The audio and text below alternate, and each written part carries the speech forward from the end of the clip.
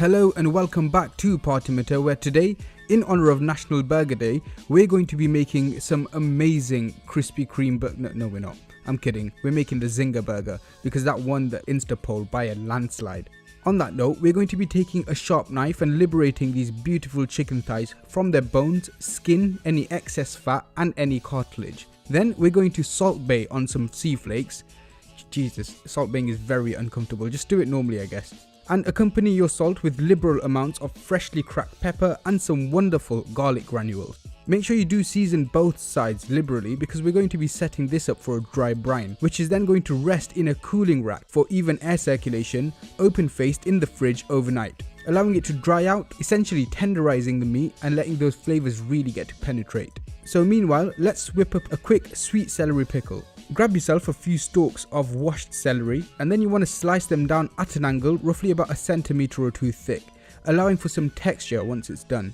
Also, slicing it at an angle allows it to make it look fancy, so just do that. I like to throw in a few of these celery leaves too because they impart so much flavour, so don't throw them away. Anyway, once you're done with your chopping montage, throw it all in the jar that you'll be storing it in. I have this 1 litre mason jar and this recipe is sort of designed around a 1 litre jar, so probably get one of those. Fill the jar with 2/3 of apple cider vinegar and 1/3 of white wine vinegar. Meanwhile, here's what you're going to need for your pickling spices. We've got 2 teaspoons of white or black peppercorns. Black will have a lot more punch, which is what I usually use, but I'm out right now. Followed by 2 teaspoons of coriander seeds, 1 teaspoon of black mustard seeds, 1 teaspoon of whole cloves, a half a teaspoon of chili flakes, and another half a teaspoon of whole cumin, and 1 stick of cinnamon which I've just broken into 2 pieces.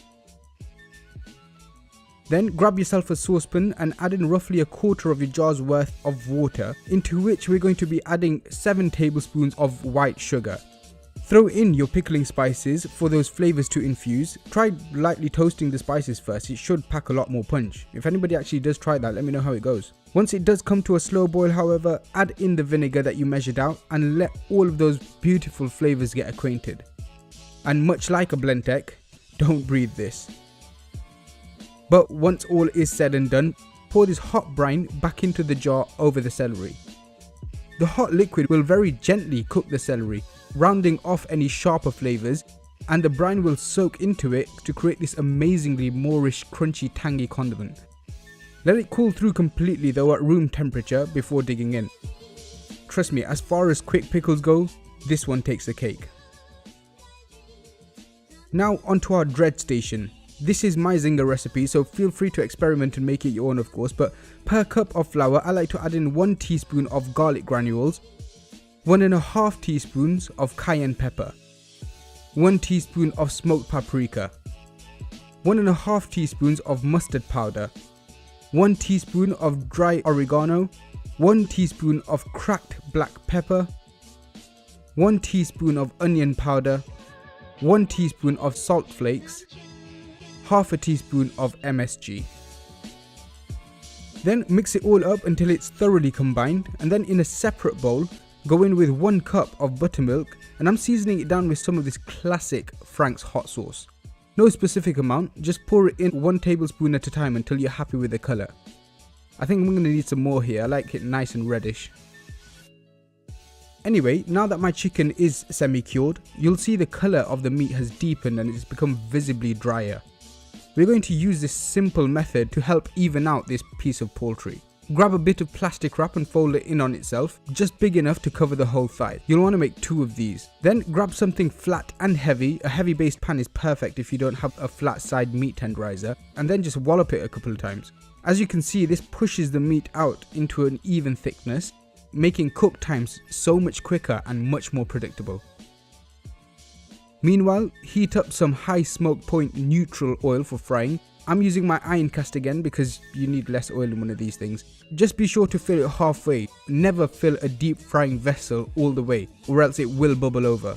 Anyway, whilst that's gently heating up to exactly 175 degrees Celsius, start the first part of your dredge by coating the chicken in some of your seasoned flour. Make sure every crevice is covered and then just shake off any excess flour.